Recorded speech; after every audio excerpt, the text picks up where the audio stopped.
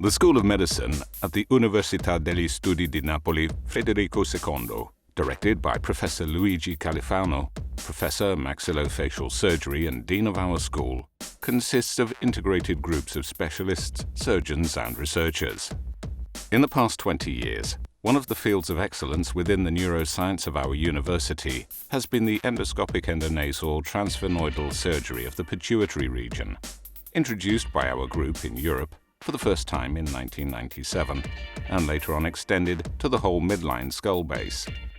This technique requires appropriate instruments that are in continuous evolution and improvement, as well as proper equipments like neuronavigators, high-speed drills, ultrasound, Doppler probes, ultrasonic aspirators, laser,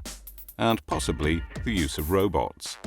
This dynamic enterprise is maybe one of the reasons that drove us to install in 2005 the first fully integrated operating room in a public European hospital.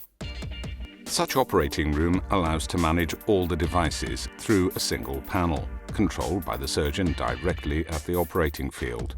with the involvement of all operators broadcasted on different monitors, and if needed, in remote for lessons and/or conferences, and it is easily implementable with technologies, functions and instruments for diagnosis, endovascular or radiant therapies, etc.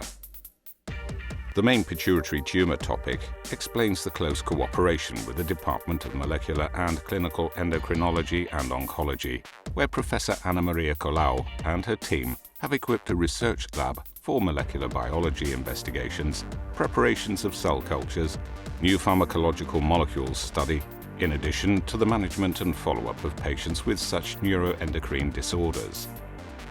Another important line of research, i.e. the cerebral ischemia, is carried out by Professor Lucio Annunziato and his pharmacologies group, which contributes to the development and the identification of new drugs and biomarkers for cerebral ischemia, disease at a very high social impact, for which, unfortunately, there are currently few truly effective therapeutic agents. At his department, a new molecule was identified, named neurounina,